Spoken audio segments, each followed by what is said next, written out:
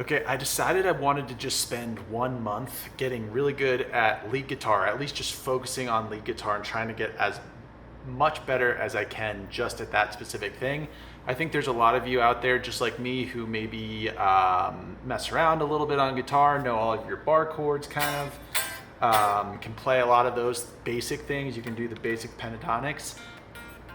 But maybe beyond that, you're a little lost. Like I find that I'm just kind of making things up, which I don't think is actually a really bad thing. I think that's a really great way to just kind of musically express yourself as opposed to trying to like fit into rote paths that have already been put out for you.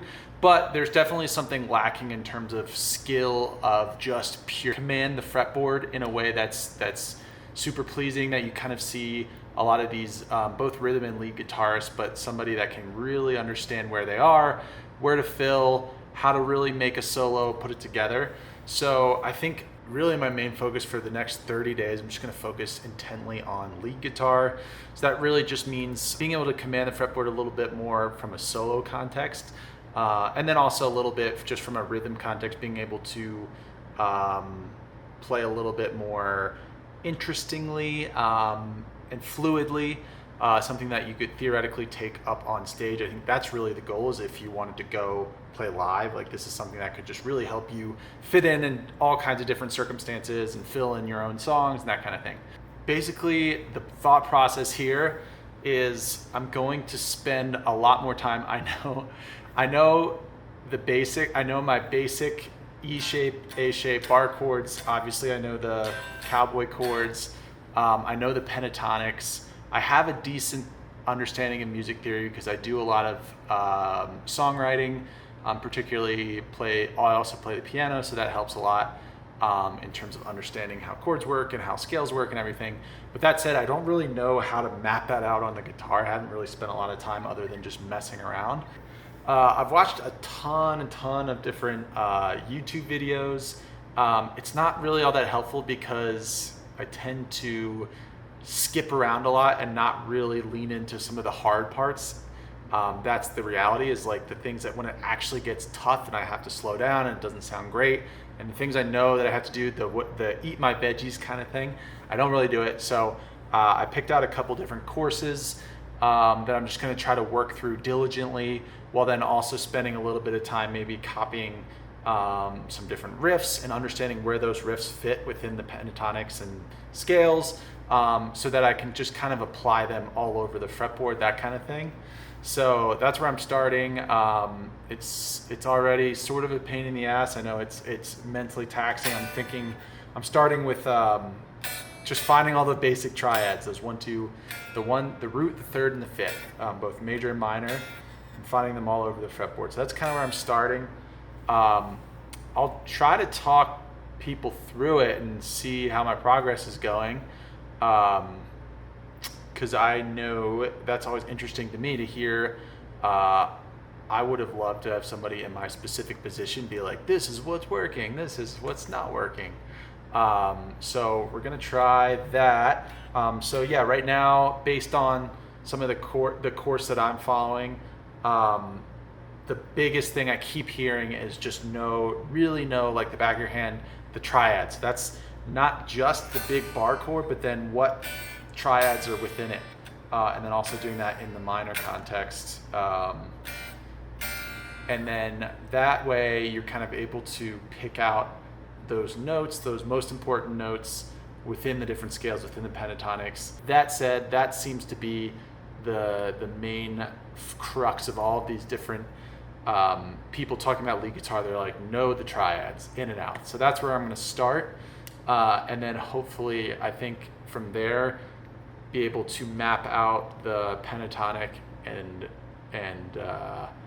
major scale that goes over top of that, or ionian scale for the minor ones, and just really focus on that and trying to get those together. And the hope is that over time then you'll be able to connect them and then not have to think about them as much, and so you can just kind of think about melodies in your head, and your fingers are going to automatically find those shapes, and then you just have a little roadmap to help you when you're lost or to figure out where to start from.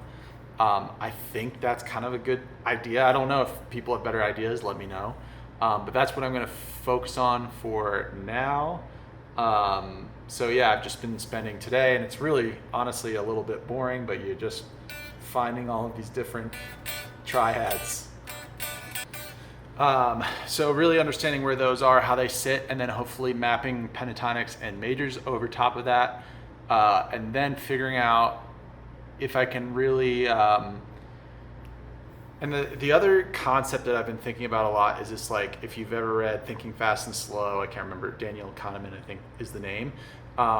There's this idea, which I've found to be quite true, is that you have kind of a system one thinking and then you have a system two thinking. And so the system one is the very deliberate practice. It's the one that's slow and painful, and you're thinking through, like, root, third, fifth, root, and you're just really thinking through those, and it takes deliberate effort. It sort of hurts the brain.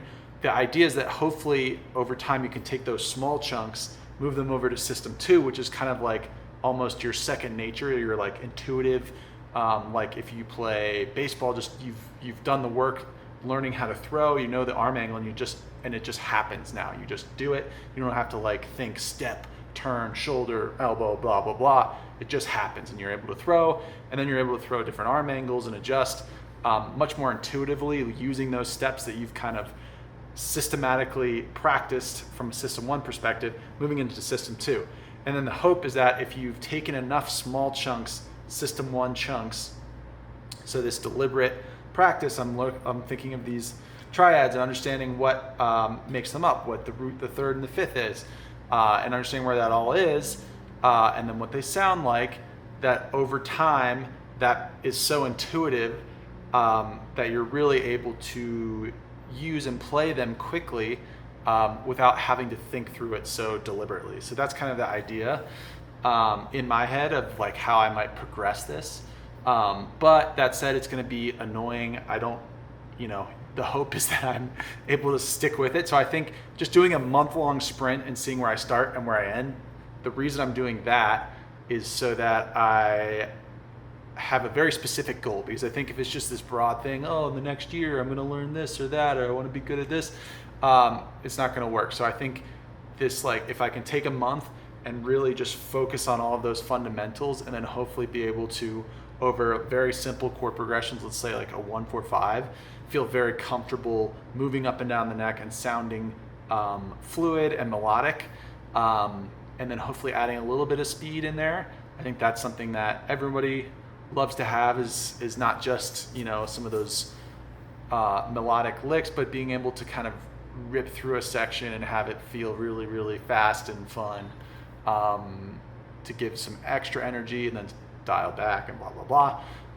I'm sure that's definitely one of my goals, although that's it's going to take a lot of practice. It probably won't be all that exciting day to day, but maybe over time, maybe over 3 or 4 days, it starts to feel like I start to recognize some patterns here, or this or that.